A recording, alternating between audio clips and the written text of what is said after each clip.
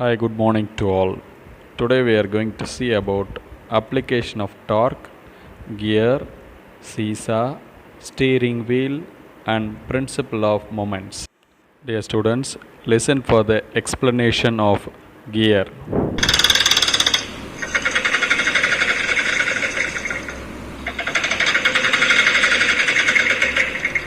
Have you ever tried pedaling a bicycle up a really steep hill?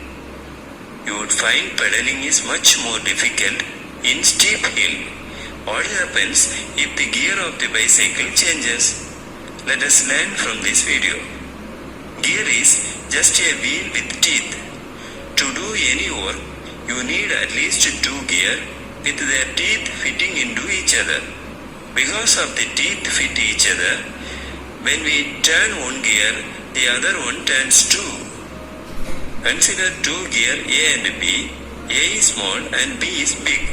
If you apply same force on this gear, torque is generated on the gear. Torque is the force which makes the things turns or rotate. Torque is given by force into perpendicular distance between the axis of rotation and the line of action of the force. That can be written as tau equal to F into D. Here, dB is greater than dA, so tau B is greater than tau A. Bigger gear has greater torque, that means more torque means easy to rotate. So, it is easy to rotate bigger gear than smaller gear if same force is given to two gears. If we connect one big gear with a small one and apply some force to the smaller gear, big gear moves slowly. Since torque of the big gear is greater than smaller gear, it is easy to rotate bigger gear. If you rotate smaller gear once, the bigger gear complete only a fraction of one rotation. Similarly, if you apply force in the bigger gear, then it is hard to rotate the smaller one.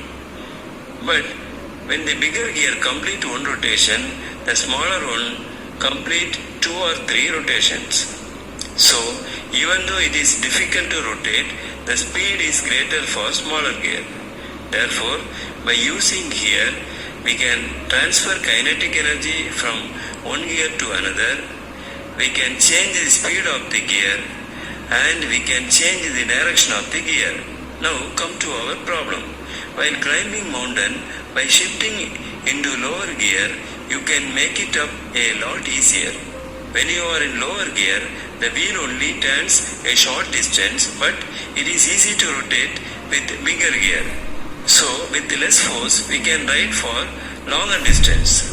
When you are in higher gear, the wheel turns a large distance, and also you would find pedaling much more difficult. So, by lowering the gear, it is easy to pedaling with less speed, and by highering the gear, it is hard to pedaling with higher speed.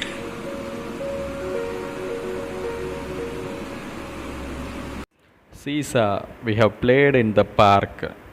The heavier person lifts the lighter person.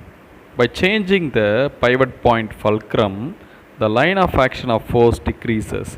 It causes less amount of torque. It enables lighter person to lift heavier person. Steering wheel, a small steering wheel, it easily pulls a car by transferring a torque with less effort. Next is principle of moments. In this, algebraic sum of the moments of anticlockwise is equal to algebraic sum of the moments of clockwise. From the diagram, F1 force produces an anticlockwise rotation at distance d1 is equal to F2 produces a clockwise rotation at distance d2. That's all today's class. We'll see you tomorrow. Bye.